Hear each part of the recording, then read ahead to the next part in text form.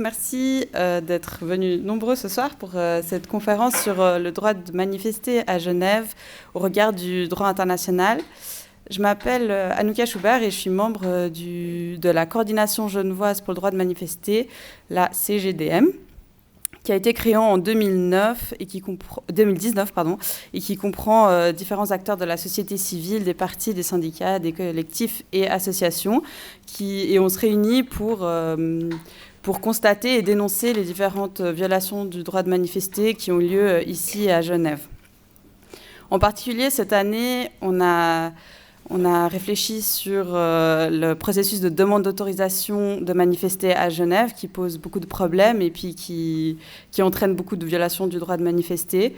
Et c'est dans ce cadre-là, on a fait une première expérience pratique de plus demander de demande d'autorisation. Nos organisations membres, certaines d'entre elles n'ont plus demandé d'autorisation de manifester, mais ont simplement fait des annonces.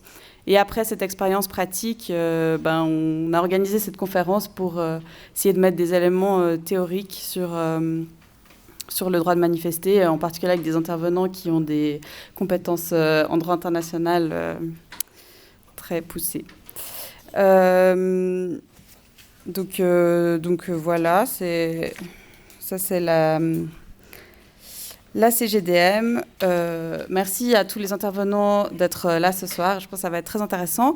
Et pour toutes les personnes qui doivent faire signer des attestations de stage, vous pouvez venir ici après la conférence. Et je laisse la parole à Pierre-Yves Bossard, membre de la JP. Merci Anouchka. Mesdames et messieurs, chers amis, au nom de l'Association des juristes progressistes, j'ai le plaisir de vous accueillir pour cette table ronde co-organisée avec la coordination genevoise pour le droit de manifester et la CUAE. J'excuse les deux coprésidentes de notre association, maître Valérie de Benardi et maître Clémence Young, retenues par des obligations professionnelles. Il y a plus de 40 ans, un auteur, en introduction de son ouvrage, mentionnait que le lecteur attentif du recueil des arrêts du tribunal fédéral ne pouvait manquer d'être frappé par le nombre élevé de jugements que notre haute juridiction avait rendus les années précédentes en matière de liberté idéale. Mais ce qui surprenait encore plus, c'était que les recours dont elle avait été saisie dans ce domaine concernaient, pour la plupart, l'expression des opinions sur le domaine public. Il expliquait cette évolution par la tendance à utiliser de plus en plus le domaine public pour y exprimer ses idées sur les sujets les plus divers, mais le plus souvent sur des problèmes politiques importants. De la sorte, il est possible de sensibiliser un public beaucoup plus vaste, non seulement par l'impact direct des manifestations, mais également parce que leurs effets sont en général répercutés dans le pays tout entier, et même au-delà, par les moyens de communication de masse qui s'en font volontiers l'écho. À l'époque, le tribunal fédéral avait refusé de reconnaître la liberté de manifestation comme droit constitutionnel non écrit. Toutefois, les manifestations étaient protégées par d'autres libertés, notamment celle de réunion, auxquelles cet auteur avait consacré son étude. Cet auteur a contribué à l'évolution de la jurisprudence, puisque, après avoir été professeur à l'Université de Genève, il est devenu le premier juge genevois à la Cour européenne des droits de l'homme. Notre association, ou les associations sœurs, a également été porteuse de cette évolution. Ainsi, le professeur Hubert Sachs avait-il indiqué en 2005, lors d'une conférence biennale des juristes progressistes vaudois, que le temps était venu de reconnaître expressément la liberté de manifestation comme droit constitutionnel. De même, c'est un de nos membres qui avait accompagné, il y a une dizaine d'années, la communauté genevoise d'action syndicale et le Parti socialiste dans leur recours contre une modification de la loi genevoise sur les manifestations sur le domaine public, au terme duquel le tribunal fédéral a reconnu un droit, certes conditionnel, à un usage accru du domaine public pour les manifestations, déduit des libertés de réunion et d'opinion. C'est ainsi tout naturellement que notre association a été une des composantes de la CGDM sous l'impulsion d'un des orateurs de ce jour. Nous nous réjouissons d'entendre plus en détail les considérations sur l'évolution de cette garantie. Je vous remercie de votre attention. Merci. Alors, bonsoir tout le monde. Donc déjà, bienvenue, merci d'être là. Moi, je m'appelle Léo, je m'exprime au nom de la CEAE ce soir, qui est donc le syndicat étudiant et la fêtière associative de l'Université de Genève. En tant que syndicat, on emploie différents outils pour défendre les intérêts des étudiants. Les manifestations, les blocages, les occupations peuvent faire partie de ces outils et ils sont souvent nécessaires pour imposer un rapport de force. La CEAE connaît plutôt bien ce régime restrictif qui régit le droit de manifester. Par exemple, en 2015, 7 de nos membres ont été menacés d'une amende de 450 francs pour rassemblement non autorisé. Leur faute, c'était de s'être rassemblés à 7, donc 7, devant l'université. Finalement, ces personnes ont été acquittées. La répression de toute contestation politique est toujours d'actualité, et à l'université aussi, et je pense que vous l'avez sans doute lu un peu dans la presse récemment. Et donc c'est à ce titre, et parce que nous défendons nos droits et que nous avons besoin d'outils pour les défendre, que nous sommes membres de la CGDM et que nous avons le plaisir de co-organiser cette conférence. Les différentes questions d'intendance ont été réglées. J'en rajoute une, j'ai posé des numéros du courrier à l'entrée, vous pouvez vous servir. Derrière, il y a des flyers pour offrir des abonnements gratuits. Donc, si vous voulez offrir un abonnement gratuit de 2 mois, un abonnement d'essai, vous pouvez vous servir. S'il n'y en a plus, vous pouvez venir me voir, je noterai vos adresses. Ce qui a été convenu maintenant par rapport à cette soirée, c'est que chacun des intervenants et intervenantes va s'exprimer durant un quart d'heure, un peu moins si c'est possible, pour laisser un maximum de place aux questions. Je me permettrai de relancer si c'est nécessaire, et ensuite place aux questions. On me signale qu'un apéro est prévu en clôture, donc restez jusqu'au bout. Je vous présente les intervenants dans l'ordre dans lequel ils vont intervenir, c'est-à-dire du général au particulier. Ouvrira les festivités Clément Nialetossi-Voulet, rapporteur spécial des Nations Unies sur les droits à la liberté de réunion pacifique. Ensuite, Alicia Giraudel, experte en droits humains et chercheuse chez Amnesty International, ici présente, qui suivra. Ensuite, Clémence Desmeilles, docteur en droit et qui a soutenu une thèse sur la désobéissance civile. Et enfin, Olivier Peter, avocat, qu'on croise souvent dans ces affaires de procès qui parfois aboutissent à des acquittements. Voilà, donc je vous cède le micro. Merci beaucoup pour la parole, et je voudrais quand même, à la suite de votre présentation, me présenter avant de pouvoir vous entretenir. Et je pense que cette discussion, c'est plutôt une discussion qu'une lecture académique, mais je voudrais juste dire que moi, je suis Clément Nialetossi-Voulet et je suis le rapporteur spécial des Nations Unies sur la liberté d'association et de réunion pacifique. Donc, 2 droits qui sont importants dans toute société. Et j'ai été nommé à ce poste par le Conseil des droits de l'homme en 2018. Et une de mes fonctions, ce que mon mandat prévoit, c'est qu'en tant que rapporteur spécial, je sois à l'écoute des individus, des groupes qui estiment que leur droit à la liberté d'association ou à la liberté de manifestation, que nous appelons généralement réunion pacifique, ont été violés, que je reçois les cas que ces individus m'envoient et que je les communique aux États en leur posant la question sur la compatibilité des restrictions qu'ils ont imposées à ces individus avec leurs obligations en matière des droits de l'homme. Et une de mes fonctions également, c'est de pouvoir aussi étudier les tendances au niveau global sur ces restrictions. Quelles sont les pratiques, quelles sont les méthodes utilisées par les États pour mettre des restrictions à la jouissance de ces 2 droits, qui sont d'ailleurs, je pense que nous n'aurons pas le temps de le dire, qui sont protégés par la Convention, le Pacte international des droits civils et politiques à l'article 21 et 22, mais aussi le Pacte international des droits économiques et socioculturels, mais aussi plusieurs conventions du BIT. Et je crois que nous n'aurons pas le temps de pouvoir les développer, mais pour moi, de voir un peu toute cette, de pouvoir aussi étudier ces tendances et de faire un rapport au Conseil des droits de l'homme sur les pratiques et les manquements des États par rapport à cette protection. Lorsque vous signez une convention, évidemment, vous êtes obligé de prendre des mesures internes pour pouvoir mettre en œuvre ces conventions, quitte à réviser vos propres normes pour qu'elles soient compatibles avec le droit international ou la convention que vous avez ratifiée. Mais une de mes fonctions également, au-delà de la réception des cas, des plaintes des individus et l'étude des tendances, c'est aussi de pouvoir visiter les États en visite officielle, de pouvoir aussi parler, discuter avec les victimes, la société civile, les autorités, et de pouvoir faire des recommandations dans un rapport que je présente généralement aux Nations Unies. Et jusqu'à présent, j'ai pu déjà visiter pas mal de pays, y compris le Brésil avant les élections. J'ai pu aussi visiter le Sri Lanka.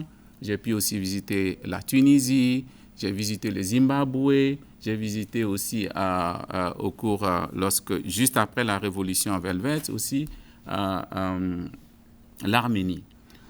Et vous trouverez d'ailleurs mes rapports sur le site des Nations Unies. La raison pour laquelle je l'explique, c'est que cela aussi peut vous donner une idée également de ce qui se passe au plan global et tout ce que je fais, et puis ensuite aussi faire quelques études comparatives. Mais un des aspects aussi importants de mon travail, c'est que sur la base des tendances que j'observe, sur les limitations, sur les bonnes pratiques, sur les communications que je reçois, je peux également, ou je dois, disons-le je dois, puisque c'est devenu une pratique, présenter des rapports annuels au Conseil des droits de l'homme des Nations Unies et à l'Assemblée générale. Donc, si je constate que la restriction sur l'accès au financement devient une tendance importante, je peux décider de faire un rapport sur cela en essayant de rappeler les États à leurs obligations, en essayant d'alerter le système des Nations Unies sur ces tendances-là. Donc, d'ailleurs, c'est un rapport également que j'ai déjà présenté et je suis en train de développer des lignes directrices. Si je constate également que les activistes climatiques sont sous pression, que les États n'arrivent pas à respecter leur obligation de protéger ces activistes dans leur lutte importante et cruciale pour l'humanité, je peux aussi décider de faire un rapport pour alerter la communauté internationale, le Conseil des droits de l'homme et l'Assemblée générale. D'ailleurs, j'ai fait déjà un rapport sur cela et je vous invite à pouvoir en prendre connaissance. Disons que, avant toute chose, il est important, tout en vous remerciant d'ailleurs de m'avoir invité, maître, et puis je crois que j'ai toute une liste de personnes ici, mais M. Philippe, et puis Mme Giraud, maître. Et je voudrais aussi vous dire à quel point je suis content d'être parmi vous aujourd'hui. Je pense que de tels débats permettent également de pouvoir échanger sur des questions importantes parce que la Suisse est un berceau, pour le dire, des droits de l'homme, mais on a tendance à complètement oublier et parler seulement d'autres pays. Mais il est important dans ces débats également de pouvoir comprendre quelles sont vos préoccupations, parce que c'est mon mandat également de comprendre ces préoccupations et de pouvoir les communiquer dans des formes diplomatiques que nous avons, dans des protocoles que nous avons en place à l'État et demander des explications, mais aussi des changements. Il faut dire d'abord ce que je vais faire. Je vais vous parler un peu d'une manière brièvement de l'importance du droit de réunion pacifique surtout et d'association dans une société démocratique. Ensuite, je parlerai de son importance en particulier dans les moments de crise, parce que c'est dans ces moments-là que nous voyons souvent que ces droits sont restreints, alors que c'est des moments où l'exercice de ces droits est plus important. Les tendances des restrictions que nous avons observées ou que mon mandat a observé, et puis j'en finirai en évoquant aussi un certain nombre de préoccupations sur lesquelles j'ai déjà communiqué avec la Suisse et pour voir, je pense que c'est l'objet même de ce débat. mais je laisserai cette partie, la plus grande partie de ce débat-là pour des questions et réponses. Vous conviendrez avec moi que la liberté d'association et de réunion pacifique sont des droits qui sont importants, voire même essentiels dans toute société démocratique. Toute société qui se dit société démocratique doit pouvoir protéger ses droits. Pourquoi? Parce que c'est à travers ces droits, comme le prévoit l'article 21 et 22 du Pacte international des droits civils et politiques, c'est à travers ces droits-là, l'exercice de ces droits, que des individus peuvent s'organiser, se mettre ensemble pour défendre leurs intérêts, l'intérêt de leur communauté, mais pour aussi pouvoir défendre l'idéal qu'ils voient de la société. C'est important de le dire parce que dans une société où les individus ne sont pas capables de s'organiser en association, de pouvoir aussi s'exprimer dans la rue sur des préoccupations qu'ils ont par rapport aux lois, aux normes, par rapport à la gestion de leur pays, cette société devient une société fermée.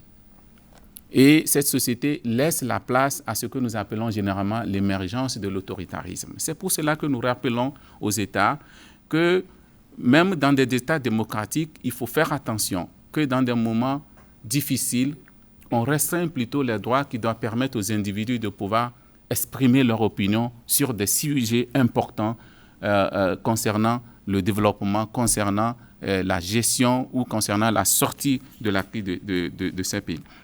Nous pouvons juste voir par le passé que la plupart des progrès que nous avons pu avoir dans ce monde, ça a été grâce à la mobilisation des citoyens dans la rue. Le droit des femmes, l'avortement, la question de violences contre les femmes, la lutte contre l'esclavage, la question aussi de la limitation des armements nucléaires et tout ça. C'est parce que des individus, à un moment donné, sont allés dans la rue, ont dénoncé ces phénomènes-là, que nous avons pu avoir les progrès que nous avons. C'est pour cela d'ailleurs que je rappelle souvent aux États que dans les moments où le monde a failli sombrer dans des crises, c'est grâce à cette mobilisation, c'est grâce à ces manifestations que les populations ont pu sauver ce monde. C'est pour cela que la garantie de ce droit-là, je le dis souvent, c'est la garantie de la survie de l'humanité. Le jour où nous cesserons, où nous n'aurons plus d'espace pour nous exprimer publiquement, ou pour dire, bon voilà, la destruction de telle montagne risquerait de mettre en danger toute la communauté, ou que tel comportement pourrait engendrer des crises au sein de nos sociétés, alors en ce moment, nous donnons libre cours à des pratiques antidémocratiques, nous donnons libre cours aussi à une société qui n'est plus une société inclusive. Parce que ces droits-là permettent aussi à ceux qui sont en marge de la société de pouvoir aussi faire entendre leur voix. Vous imaginez déjà, on le sait, dans pas mal de pays où on sait de plus en plus que le système financier contrôle complètement l'arène politique et tout cela, le seul moyen qui reste aux individus qui sont en marge de la société, c'est de pouvoir s'exprimer dans la rue, pacifiquement, je veux le dire. C'est de pouvoir s'organiser ensemble pour manifester et pour faire en sorte que leur opinion de la société aussi soit entendue par les dirigeants. Donc c'est important, c'est pour cela que je dis que ces droits, c'est le centre, on les appelle, nous les appelons souvent, c'est vraiment le centre même de la protection des droits de l'homme parce que lorsque ces deux droits sont garantis, nous avons la possibilité nous-mêmes de pouvoir défendre d'autres droits. La défense des droits de l'homme aujourd'hui, elle se fait souvent parce que nous avons la capacité de nous former en association. Et si nous ne pouvons pas former des associations, nous ne pouvons pas défendre le droit à la vie. Nous ne pouvons pas combattre la torture. Donc, nous avons besoin du droit d'association. Et nous avons besoin du droit de manifester également parce que les couches les plus vulnérables, comme je l'ai dit tantôt, qui n'ont pas d'autre voie, ou les plus marginalisés, lorsqu'on prend dans certains pays, ou les minorités, n'ont d'autre voie que de pouvoir s'organiser et faire en sorte que leur cause soit entendue. Dans une société, par exemple, où démocratiquement, ces personnes ne pourraient pas être représentées au Parlement, parce qu'ils sont des minorités, ou ces personnes, à cause de la législation en place, ne pourraient pas. Quel est d'autres moyens démocratiques dont disposeraient ces personnes pour se sentir citoyens de leur peuple? Donc, c'est pourquoi la garantie du droit de manifester, au-delà de ce qu'on peut vouloir entendre ou on peut pouvoir présumer, est important, non pas seulement en termes de, je dirais, en termes d'ordre public, qui est généralement la manière dont ces droits sont vus, mais est important aussi, la garantie, elle est importante pour la survie de la société elle-même, la cohésion de la société, aussi pour une participation effective de toutes les couches de la société. C'est important. Une chose aussi qui est importante aussi, que je voudrais aussi souligner, c'est que généralement, lorsque nous prenons un peu la question de la COVID-19, l'article 22 et l'article 21, et particulièrement l'article 21, prévoient des exceptions. Cela veut dire que des circonstances dans lesquelles un pays peut limiter l'exercice de ses droits dans l'intérêt de la société et dans l'intérêt d'une société démocratique. Pourquoi j'ajoute démocratique? Parce que les lois ou le concept de limitation ne doit pas être un concept qui sert plutôt l'autoritarisme ou qui vise à détruire le droit lui-même. Donc, si nous prenons le cas de la COVID-19, ou généralement les crises, on voit que la tendance, la plupart du temps, lorsque nous sommes en période de crise, le premier droit qui est souvent limité, c'est le droit de manifester. Les décrets prolifèrent généralement pour dire que les gens n'ont pas le droit de manifester. Oui, la convention, le pacte prévoit l'opportunité de pouvoir limiter ces droits sur un certain nombre de critères, à savoir l'ordre public, à savoir aussi la protection de la santé. Mais généralement, ce que nous disons aux États, c'est qu'il faut faire attention d'utiliser l'ordre public comme un prétexte pour limiter. Parce que les conventions, la déclaration de Siracusa, qui est une déclaration qui a été pour élaborer mieux ce qu'on doit entendre de ces critères de limitation, dit clairement que lorsque vous voulez limiter ces droits-là, il faut aussi faire en sorte que vous utilisez les moyens qui sont des moyens qui n'ont pas trop d'impact sur la jouissance de ce droit. Qu'est-ce que je veux dire par là? Cela veut dire que nous, dans notre analyse, lorsque je donne le cas de la COVID-19, lorsqu'il est prouvé que des personnes peuvent continuer de manifester ou peuvent continuer de se regrouper sans être, ou du moins sans propager la maladie à travers le port du masque ou d'autres choses. Donc, l'État doit étudier ces moyens pour savoir est-ce qu'il y a des moyens les plus convenables de continuer à exercer leurs droits tout en protégeant la santé publique.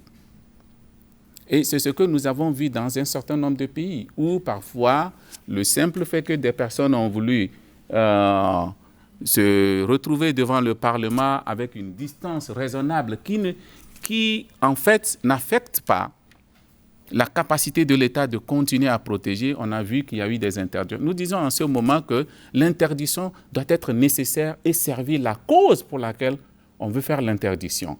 Si l'interdiction ne sert plus cette cause-là, elle devient une interdiction qui est disproportionnée et qui n'est pas utile en ce moment. Et nous voyons généralement que dans les moments de crise, les États ont tendance, par exemple, soit à déclarer l'état d'urgence ou à prendre des mesures très restrictives, au lieu de se demander que c'est plutôt dans ces moments de crise que les citoyens ont plus besoin de pouvoir exercer ce droit-là. Je vous explique. On a vu dans beaucoup de pays, pas nécessairement en Suisse ici, durant la COVID-19, où, par exemple, dans certains pays, la question des vaccins n'était pas une priorité pour les dirigeants de ces pays-là. Et c'est grâce aux manifestations des citoyens, y compris parfois des parlementaires, que l'État a senti la nécessité de pouvoir acheter des vaccins pour pouvoir sauver la vie des personnes. En ce moment, la question elle est de savoir si ce droit elle est interdit en ce moment et à cause de la COVID-19, est-ce que la proposition ou les opinions des citoyens auraient pu être entendues pour qu'on puisse aller vers l'achat de ces vaccins? Et on a vu généralement, et c'est ce que je dis, que les moments de crise sont les moments où les gens veulent le plus s'exprimer pour la sortie de la crise. Et dans ce cas, par exemple, les gens se sont exprimés en disant il faut un choix des vaccins.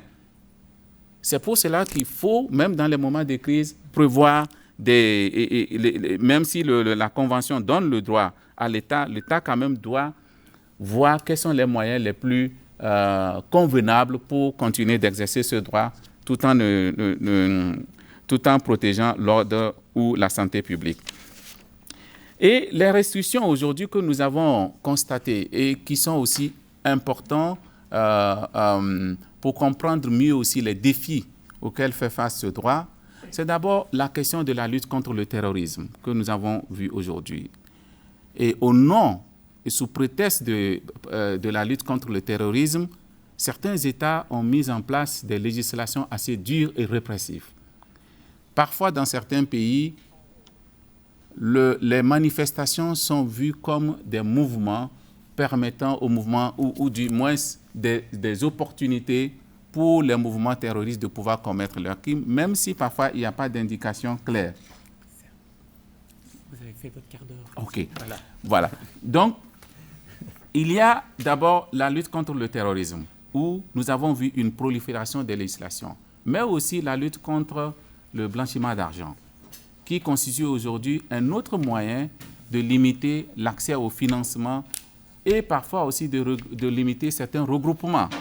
Nous avons aussi pu constater, dans le cas des manifestations aussi, l'usage excessif de la force par les agents de l'ordre qui a un effet dissuasif.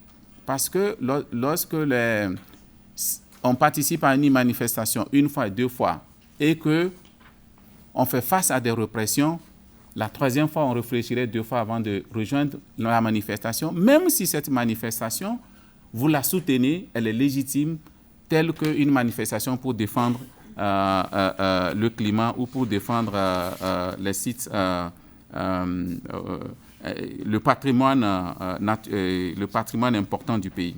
Donc, nous avons aussi constaté que ces restrictions aussi, parfois, sont basées aussi sur une conception trop poussée de l'ordre public. Au nom de l'ordre public, par exemple, certains États émettent des interdictions parfois qui doivent être émises seulement en situation exceptionnelle.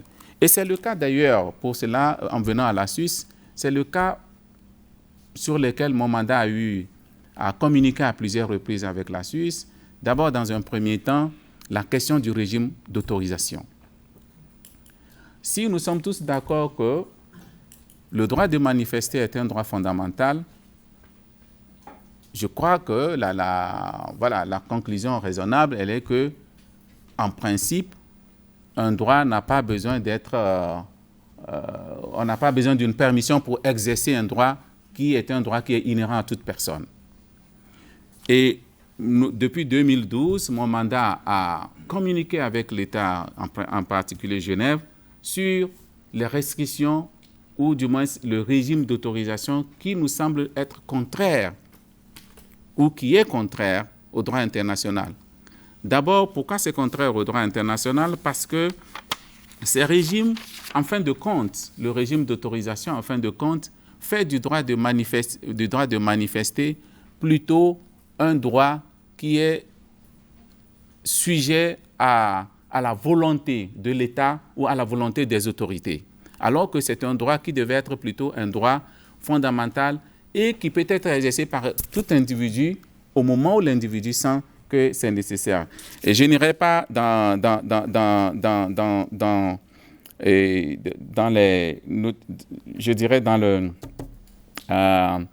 le fond, par exemple, de cette communication, j'y reviendrai après, mais nous avons aussi dénoncé aussi les amendes qui ont été prévues. Lorsque vous voyez à peu près l'article 10, les amendes qui ont été prévues de 1 à 5 ans, nous les avons également dénoncés. Je pense que certains de mes collègues vont parler de cela. Mais nous avons aussi exprimé nos préoccupations aussi sur la question aussi des activistes climatiques, tout récemment avec la question du Mont Mormon, avec la question aussi des zadistes.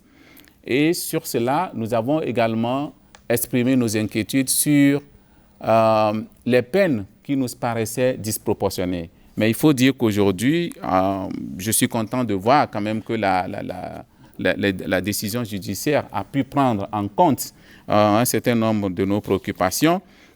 Et étant donné que j'ai épuisé mon temps, je voudrais aussi préciser que surtout sur la question du changement climatique et la question de l'activisme climatique, vous pourrez également le voir dans mon rapport. Et la question aussi de la désobéissance civile, elle est importante. Pour nous, la désobéissance civile, tant qu'elle est pacifique, elle est reconnue par le droit international et doit être protégée. Je l'ai d'ailleurs mentionné dans mon rapport et tout récemment, la Suisse également, au cours de la COP21, comme d'autres États, ont pris l'engagement de protéger les activistes climatiques. C'est important parce que c'est des méthodes qui permettent aujourd'hui de rappeler aux États que nous sommes face à un défi important. Et nous avons vu cela lorsque nous savons que tout le processus que nous avons connu, les changements ou les mois que nous avons pu voir aujourd'hui par rapport à la question climatique, c'est lorsque les gens se sont mis dans la rue. Nous avons vu tout récemment en Allemagne avec les activistes climatiques. C'est important. Mais je voudrais juste conclure en disant qu'il est important que la question ou le droit de manifester pacifiquement soit vu comme un droit important dont l'exercice contribue à maintenir la cohésion d'un pays et dont l'exercice aussi ne doit pas être assujetti aux impératifs de l'ordre public. Pourquoi? Parce que lorsque ce droit est sujet à l'impératif de l'ordre public, la tendance est de prioriser l'ordre public sur l'exercice du droit de manifester. Et c'est important aussi de faire en sorte que, surtout sur les questions de régime d'autorisation, que nous avons très souvent discuté ou interpellé un certain nombre de pays, que les États puissent aller vers plutôt un régime de notification qui nous paraît être le régime intermédiaire, même si dans certaines circonstances, même la notification n'a pas vraiment de sens parce que généralement, elle est transformée par les États comme un régime d'autorisation parce que les agents de force de l'ordre interprètent cela comme une notification, comme une opportunité de pouvoir également influencer les organisateurs et les mettre en garde sur leurs responsabilités au cas où la manifestation se déroule mal, ou une occasion aussi de pouvoir leur dire « vous devez changer votre itinéraire pour telle raison, et après pouvoir dire que voilà, nous avons prévenu, vous ne l'avez pas fait. » Donc, pour nous, il faut comprendre ce droit, même si je suis d'accord que pour des grandes manifestations, il y a lieu quand même de pouvoir adopter un système de notification pour la gestion de la manifestation, pour le bon déroulement de la manifestation, pour aussi qu'on puisse prévenir toute personne qui pourrait tenter de troubler la manifestation. Je reste assise par contre.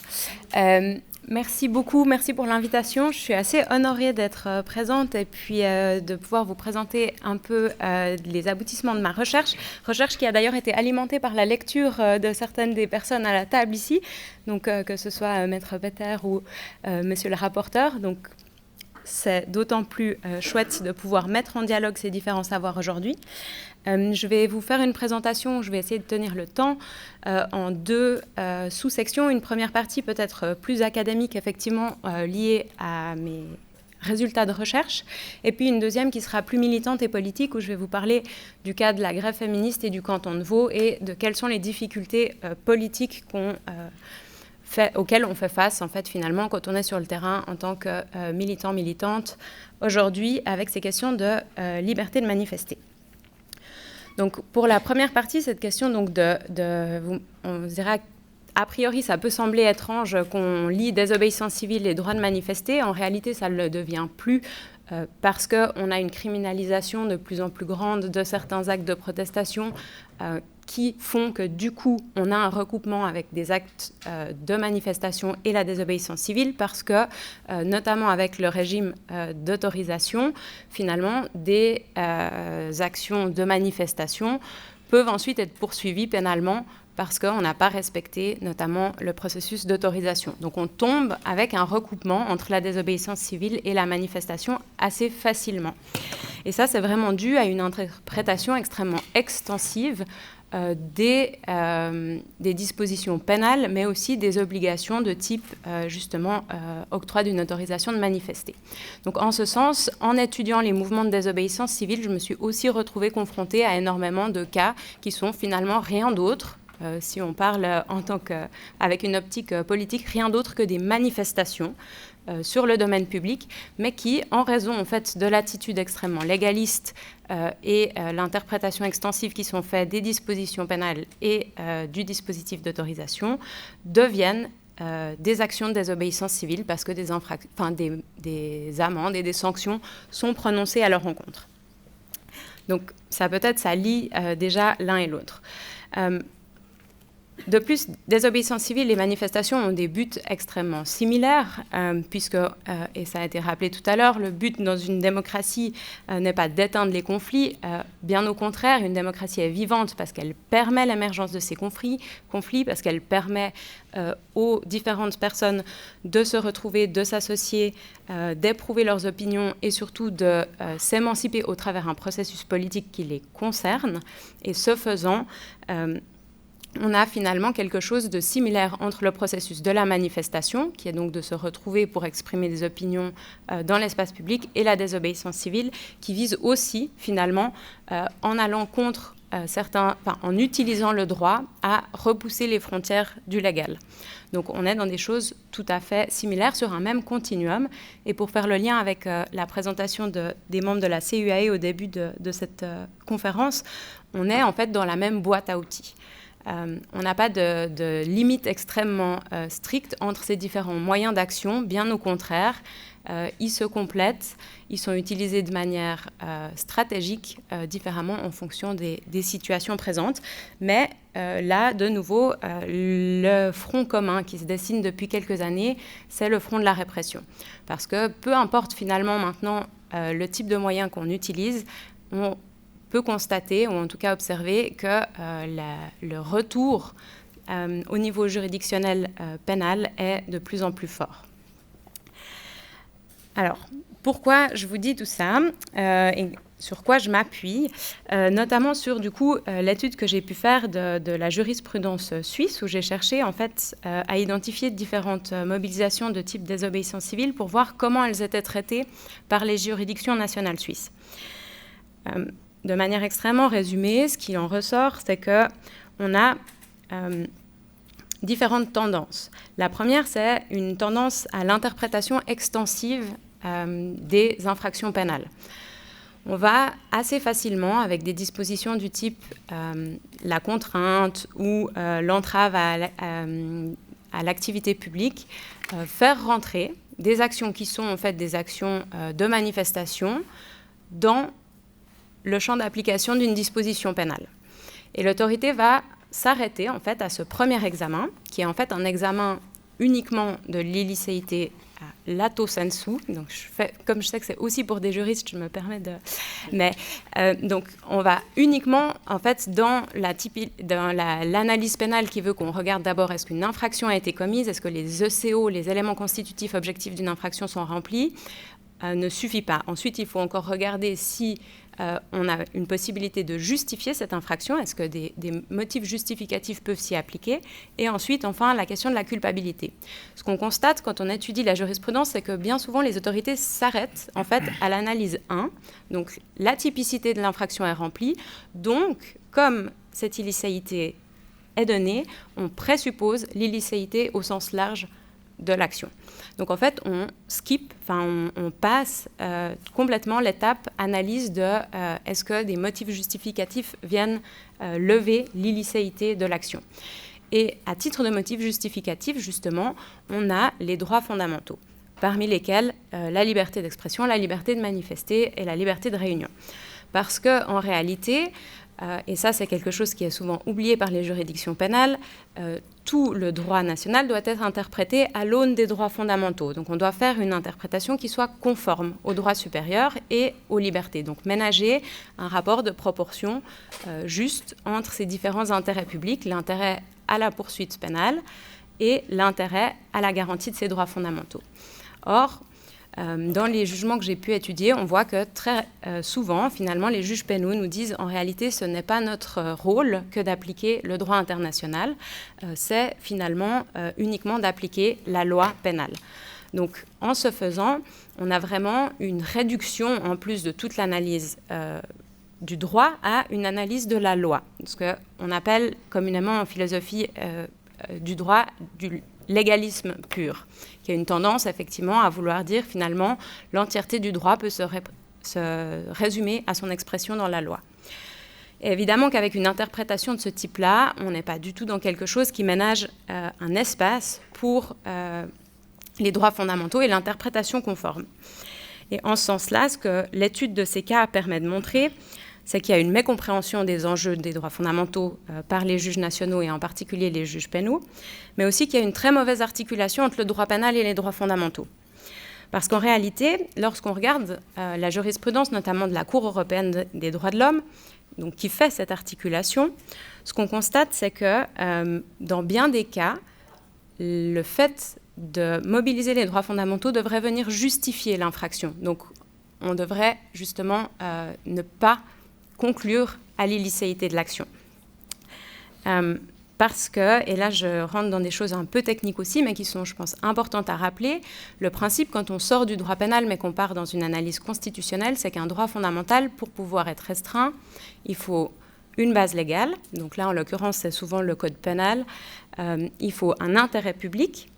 Cet intérêt public ne peut pas, et c'est ce que monsieur le rapporteur a rappelé, ne peut pas être uniquement le fait de maintenir l'ordre public. Il faut encore qu'il y ait différents enjeux, donc il faut que ça se justifie. On ne peut pas uniquement se borner à dire le trafic est restreint, on doit protéger la possibilité de tout un chacun d'aller librement, donc on peut restreindre la liberté des autres de manifester pour leurs droits. Ça, c'est un raisonnement qui est beaucoup trop à l'emporte-pièce et absolument insuffisant au niveau des conditions de restriction des droits fondamentaux. Et enfin, il faut respecter le sacro-saint principe de la proportionnalité. Donc là aussi, c'est regarder, non pas de manière abstraite, est-ce que ça se justifierait éventuellement de restreindre la liberté de manifester pour garantir d'autres intérêts, mais vraiment dans le cas spécifique de la manifestation qu'on considère, est-ce que la police a dispersé trop rapidement, est-ce que la sanction se justifiait, qu'est-ce qui a été mis en place au préalable, etc., etc. Et en fait, on a un degré de précision de la jurisprudence qui ne va pas du tout dans ce sens-là. On s'arrête effectivement, comme je vous l'avais dit pour l'instant, principalement à l'étape 1, qui est de dire on a une base légale, donc on peut restreindre. Je voulais d'ailleurs, pour étayer ça, vous signaler quand même quelques développements récents de la Cour européenne, parce que je pense, et c'est là aussi une question de perception, c'est là où on voit que l'application du droit est toujours aussi politique, c'est que souvent les juridictions suisses ont tendance à dire « mais nous, on n'a pas besoin de regarder aussi ce qui se fait au niveau de la Cour parce que, schématiquement, on n'est pas la Russie ». Donc on est un État beaucoup plus démocratique, on s'occupe beaucoup mieux de nos manifestantes et manifestants, donc finalement, nous, on n'est pas concernés par ce genre de choses, alors que quand on regarde comment ça se passe concrètement sur le terrain, quelles sont les limitations qui sont mises, en réalité, on est un État extrêmement mauvais élève qui fait des choses tout à fait similaires à d'autres États qui sont finalement pointés du doigt par le Conseil de l'Europe. En ce sens-là, du coup, la jurisprudence de la Cour est extrêmement pertinente pour s'appliquer en Suisse et on aura prochainement, certainement, aussi des condamnations de la Suisse sous l'angle de la liberté de manifester. Je voulais vous inviter à aller lire les arrêts Boumbès contre Omani, qui est un arrêt de principe qui, lui, dans lequel la Cour s'est intéressé au cas d'un manifestant qui s'est enchaîné à une grille pour protester contre un projet d'extraction minière qui a été condamné et où la Cour a estimé que sa condamnation violait la Convention parce que finalement son acte s'insérait dans un débat d'intérêt général. Donc on ne devait pas le sanctionner pour avoir en fait participé à alimenter ce débat qui a un intérêt démocratique. On a aussi très récemment un arrêt Bouton contre France d'octobre 2022 qui là s'intéresse spécifiquement à la question de l'absence de déclaration préalable de l'illégalité, où on nous dit quelque chose d'assez beau. On nous dit que l'absence de déclaration préalable et l'illégalité, entre guillemets, qui en résulte pour la manifestation, ne donne jamais carte blanche aux autorités pour réprimer la manifestation, car elle reste soumise au principe de proportionnalité. Donc on ne peut pas uniquement dire, là c'était dans un cas de manifestantes féminines, qu'on peut simplement, en fait, parce qu'elles n'ont pas demandé d'autorisation, ensuite justifier une amende. Donc on doit vraiment, les autorités doivent passer outre ces annonces-là. Et puis je vous signale juste en passant, parce que leur tourne aussi l'arrêt Kotov et autres contre Russie du 11 octobre 2022, qui là concerne différents mouvements de protestation contre une décharge, où là aussi, il a été rappelé par la Cour qu'un intérêt public à la protection du trafic ne justifiait en aucun cas une restriction à la liberté de manifester. Et enfin, l'arrêt Ibragimanova contre Russie, qui lui concerne cette fois-ci aussi une manifestation des Pussy Riot et la possibilité de se couvrir le visage ou de ne pas s'identifier lorsqu'on participe à une manifestation, où là aussi, la Cour a rappelé l'importance de regarder comment ça se passe concrètement. Donc le fait que des manifestantes ou des manifestants se camouflent le visage parce que ça fait partie de l'expression symbolique de la manifestation n'était pas en soi une raison de les sanctionner. Donc ça, c'est peut-être pour le cadre international général. Et pourquoi je trouve important d'en parler, c'est parce qu'en réalité, et là je switch dans la casquette de militante, c'est que quand on est sur le terrain en Suisse, on se retrouve confronté à des trucs extrêmement similaires.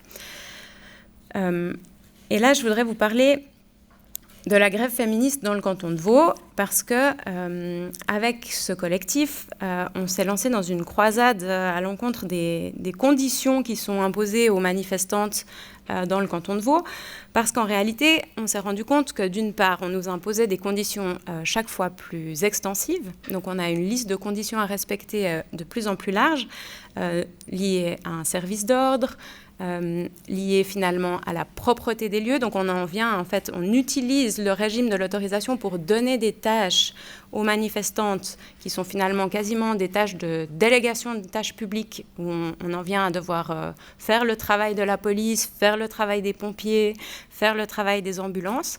Et si on ne le fait pas, ça c'est la grande nouveauté, on est condamnable par un mécanisme de l'article 292 CP, qui est que si, en fait, on ne respecte pas l'autorisation, on est du coup condamné. Et là, on a un cas magnifique qui a été rendu très dernièrement, où on a une militante qui donc... on a eu plusieurs fois des militantes qui se sont retrouvées devant les autorités pénales, soit parce qu'elles participaient à un tronçon de manifestation non autorisée, soit parce qu'elles n'avaient pas demandé d'autorisation, et maintenant c'est nouveau, parce qu'elles n'avaient pas respecté les conditions de l'autorisation, notamment une nouvelle condition, et là je vous prie de vous accrocher, parce que je vais vous la lire, et elle est quand même extrêmement inquiétante.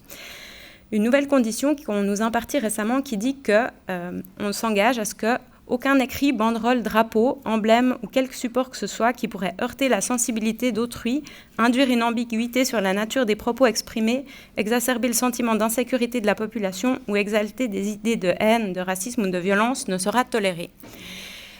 Et donc, en réalité, on a eu une première condamnation le 8 mars dernier, parce que lors de la manifestation, un groupe de féministes d'extrême... Enfin, non, pas un groupe de féministes, un groupe d'extrême droite a participé à la manifestation en déployant des banderoles en appelant au renvoi des étrangers criminels, qui seraient en fait à l'origine de l'entièreté des violences sexistes et sexuelles selon elles, qui sont venus et donc...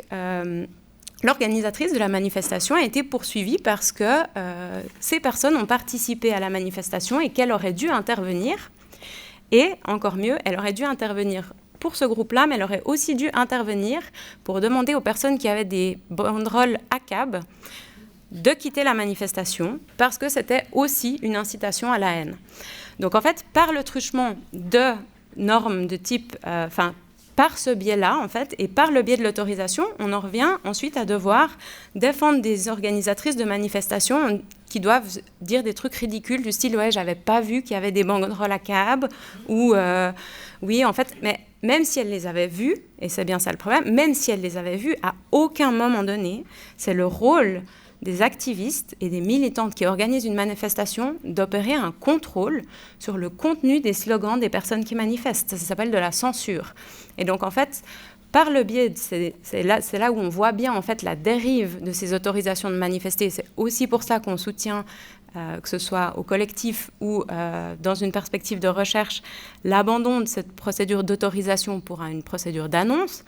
C'est qu'on voit très bien comment, par le biais de ces autorisations de manifester, on peut complètement pervertir le système pour finalement demander sur le terrain aux activistes, aux militantes, d'endosser un rôle en fait de police, de par ailleurs provoquer un énorme chilling effect, parce qu'on sait que là, ça fait depuis en gros 2020, il n'y a pas une manif de la grève féministe dans le canton de Vaud où on n'a pas fini devant le ministère public. Donc, en fait, il n'y a plus personne qui veut mettre son nom sur une autorisation de manifester. Donc, la conséquence logique, c'est qu'on autorise. On organise moins, ou quand on organise, ça devient super tendu, parce que du coup, comment on va gérer les autonomes, comment on va gérer ci et ça, ce qui est en fait extrêmement délétère pour juste l'organisation du mouvement. Donc, réellement, concrètement, on voit que par ce truchement de l'autorisation de manifester, on arrive tout à fait à réduire la possibilité sur le terrain de se mobiliser. Et peut-être, et pour finir en ouvrant en généralité, heureusement, de par en fait, la collaboration sur les différents terrains, que ce soit académique, de droit international, sur le plan de la lutte par les activistes, mais aussi ce genre d'événements, on arrive à fournir des outils qui nous permettent de s'appuyer les uns les autres et les unes les autres pour essayer quand même de contester en fait, ces attaques de la liberté de manifester et de notre possibilité de nous organiser. Et j'espère qu'en plaidant le rapport, notamment sur la contribution des femmes à la liberté de manifester, on convaincra les juges de changer ces autorisations de manifester dans le canton de Vaud. Voilà, merci beaucoup. Olivier Peter, vous vouliez aller au podium. Avec le micro.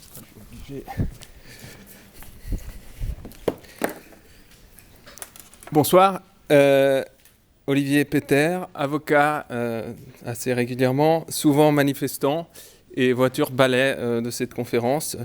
Je vais essayer de réduire significativement mon intervention puisque je pense qu'à 8 heures, on doit quitter la salle et j'aimerais pas me prendre une plainte pour violation de domicile du rectorat si je dépasse le temps imparti. Je rigole, mais c'est quand même un peu particulier de parler de droit de manifester, de liberté de manifestation à l'université de Genève, alors qu'il y a 2 semaines, le rectorat a déposé une plainte pénale pour un acte qui relève vraisemblablement du droit de manifester et qui devrait être protégé par le droit international. Je le dis parce qu'il y a eu beaucoup de silence au cours de ces 2 dernières semaines. On a entendu beaucoup de gens s'acharner sur certains et certaines. On n'a entendu personne, je pense, venir dire les choses telles qu'elles doivent être dites.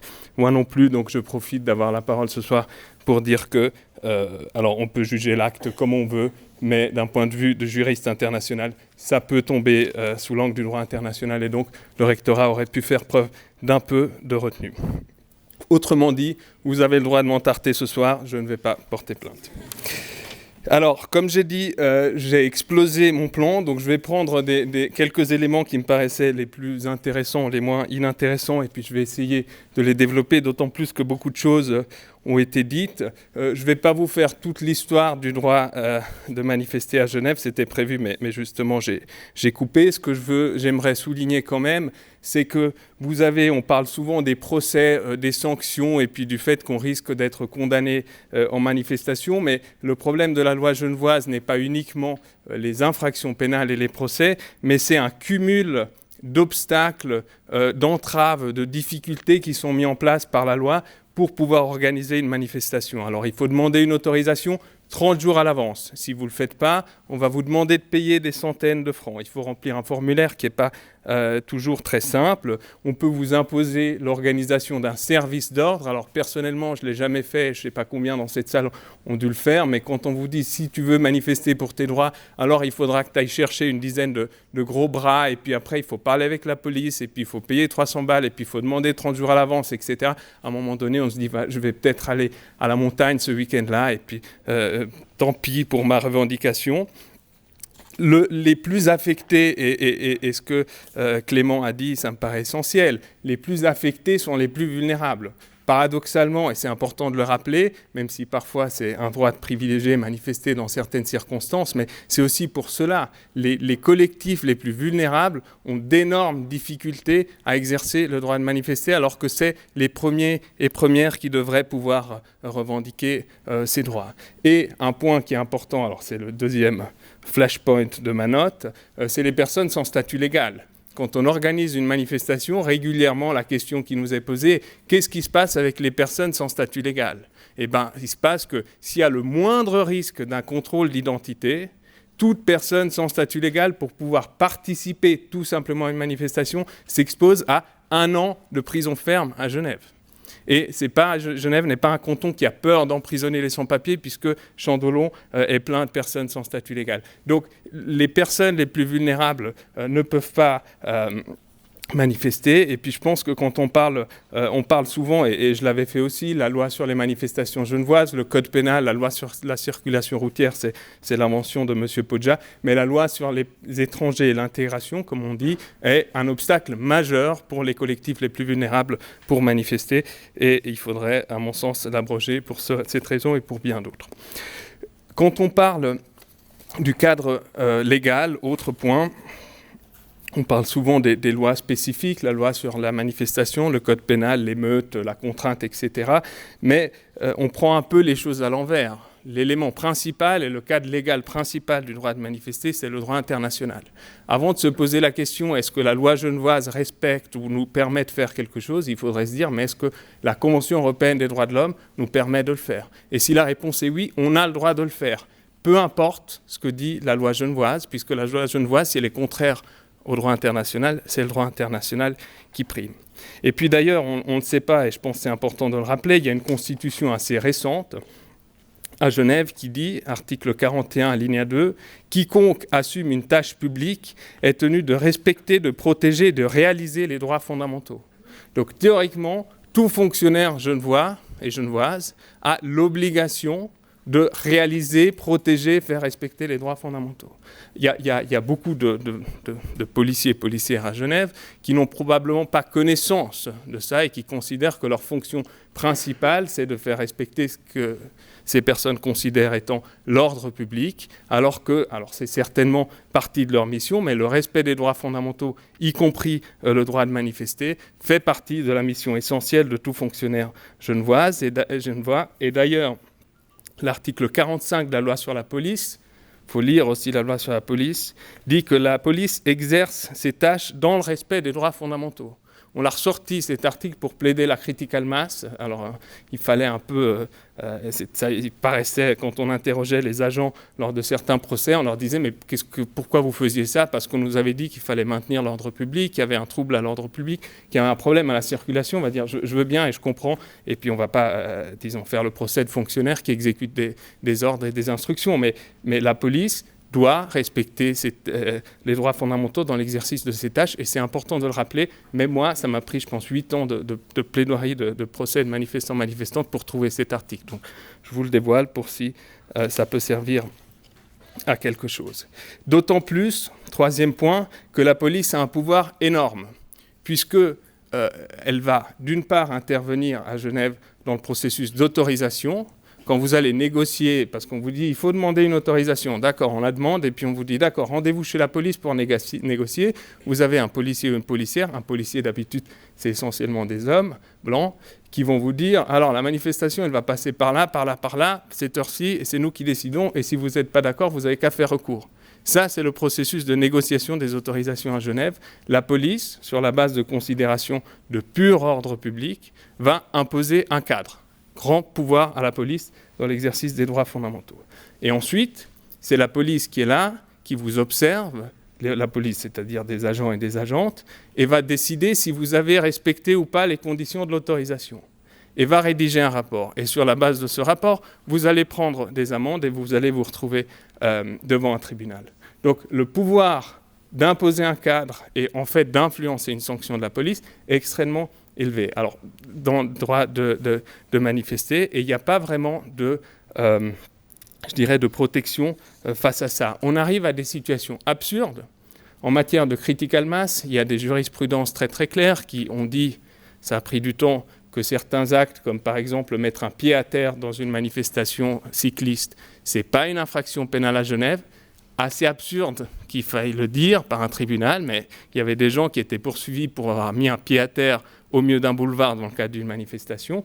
10 personnes, on en a acquitté 6, la jurisprudence est claire, et la police continue à renvoyer ces personnes devant le tribunal de police pour se faire juger, avec un effet dissuasif, chilling effect, qui a été mentionné par les intervenantes précédentes, que voilà, le simple fait de devoir comparaître devant un tribunal est stressant, ça fait perdre du temps, ça fait perdre beaucoup d'argent à tout le monde et il faudrait éviter. Donc à Genève, la police, en matière de droit de manifester, a un pouvoir extrêmement important et il n'y a pas, je pense, de contre-pouvoir.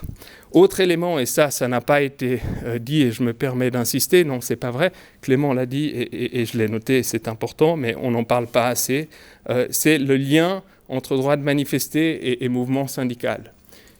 On parle souvent de manifestations et activistes du climat. Et je trouve que c'est essentiel et c'est dans l'air du temps. Et le droit à un environnement sain est un droit fondamental de toute personne.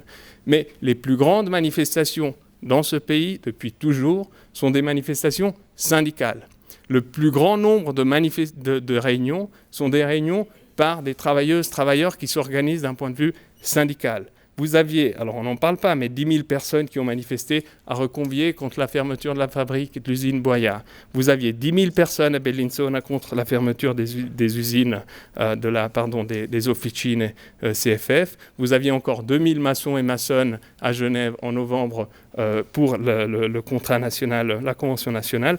Donc, grande manifestation et nombre de réunions, c'est très important dans le mouvement syndical et dans la plupart des rapports, des discussions, des conférences où on parle du droit de manifester, on parle très très peu de cet aspect, donc je me permets de le souligner, d'autant plus que la Cour européenne des droits de l'homme a rendu un arrêt intéressant, CGS contre Suisse, que vous avez peut-être vu sur les questions de Covid. Alors il y aura une nouvelle audience devant la Grande Chambre le 12 avril, on verra comment se termine cette histoire. Mais il y a aussi une affaire très importante qui est en train d'être jugée et dont on ne parle pas assez, qui s'appelle Alonso Radesca contre Suisse. Alonso Radesca contre Suisse, c'est une affaire qui concerne des infirmières qui ont été licenciées parce qu'elles ont participé à une grève contre la privatisation du système de santé à Neuchâtel et 2 syndicalistes qui ont fait l'objet d'une sanction pénale pour avoir soutenu cette grève. Donc en Suisse, l'exercice du droit de grève et de faire un piquet de grève sur un parking d'un hôpital peut conduire au licenciement et à des sanctions pénales. Et ça, la Cour européenne, on va voir ce qu'elle nous dira, mais j'ai ma petite idée, je suis plutôt optimiste. Dernier point, les avancées. Le tableau est assez sombre, mais on a quand même parfois quelques bonnes nouvelles. Les tribunaux nous ont donné des jurisprudences assez favorables sur certaines choses. Donc, il y a certaines infractions que le ministère public avait inventées, comme participer à une manifestation non autorisée. Pendant longtemps, on prononçait des amendes sur ça. Le tribunal a dit que cette infraction n'existe pas. Sur la critical mass, on a eu beaucoup d'acquittements. Alors, un petit mot, mais ça fait quand même plaisir de le dire. de voir M. Podja partir et puis de savoir que la critical mass continue à rouler, alors qu'il aurait espéré le contraire. Et puis quand même souligner que les tribunaux genevois, ça a pris un peu de temps, mais ont le courage de ne pas appliquer le droit suisse et le droit genevois quand il est contraire au droit international. On a une loi genevoise qui dit on n'a pas le droit de se couvrir le visage en manifestation. C'est contraire à la CEDH, on a eu des acquittements sur ça. On a la loi sur la circulation routière qui dit objectivement on ne peut pas s'arrêter au milieu de la route. On a des acquittements sur ça parce que c'est contraire au droit international. Et ça, sur différents points. Et puis on parle toujours de ces victoires, et j'ai presque fini, comme si en fait le droit de manifester dépendait de jurisprudence du tribunal de police ou de la Cour de justice. En réalité, la force de la protection du droit de manifester dépend surtout de la capacité de mobilisation, d'organisation des mouvements sociaux. Les avocats de gauche des États-Unis parlent de « success without victory », pardon pour l'accent, mais le principe est de dire la procédure judiciaire, le succès d'une procédure judiciaire politique ne dépend pas d'un verdict d'un jury particulier, mais plutôt de la capacité de renforcer le mouvement qui soutient cette campagne. Vous avez des cas innombrables. Alors il y a un cas, j'en parle parce que Gisèle Halimi est un monument de la défense politique, qui a défendu une personne poursuivie pour avoir avorté. La personne a été condamnée, mais ce procès a conduit à la légalisation de l'avortement en France. Donc vous avez des situations comme ça où on ne va pas juger le succès du verdict, mais plutôt de la capacité de mobilisation. Et ces 10 ans de lutte contre la répression à Genève ont permis de forger une alliance extrêmement large pour la défense du droit de manifester à Genève, qui se retrouve concrétisée dans la CGDM. C'est un travail que je salue, qui est incroyable. Je salue la sensibilité de la presse. Le Courrier a toujours été là, en partie, je pense, dans la manif, mais aussi le jour après, pour en parler. Et les connaissances acquises, on a appris beaucoup de choses collectivement. On a développé des outils et structures. Je ne connais pas les personnes qui mènent la caisse juridique de soutien, le groupe anti-REP, mais ces personnes font un travail incroyable. Et puis la soirée d'aujourd'hui témoigne, je pense, la qualité du panel, alors à part moi, mais la qualité des autres intervenantes et intervenantes. Il y a énormément de savoir aujourd'hui. Je pense tant d'un point de vue théorique que d'un point de vue pratique. Je reconnais quelques visages pour avoir accompagné certaines personnes au tribunal. Entre ce qu'on a vécu, et je m'inclus, puisque j'ai été amendé et pas qu'une seule fois, et puis ce qu'on a pu développer et étudier, il y a beaucoup de savoir et c'est utile. Donc, et je termine, la critical mass, le Covid et d'autres situations démontrent que les avancées qu'on a pu avoir au cours de ces années de mobilisation sont fragiles, qu'en fonction des équilibres politiques ou de circonstances inattendues, ce qu'on a gagné peut être très rapidement remis en discussion avec des interdictions totales. Donc si on n'est pas mobilisé, on peut tout perdre. Alors, il faut rester vigilant, il faut rester mobilisé, se dire que grâce au chemin parcouru, notamment par nos amis de la CGDM dans la lutte pour le droit de manifester à Genève, il y a de la lumière au fond du tunnel, mais quand même, ça reste un tunnel. Merci.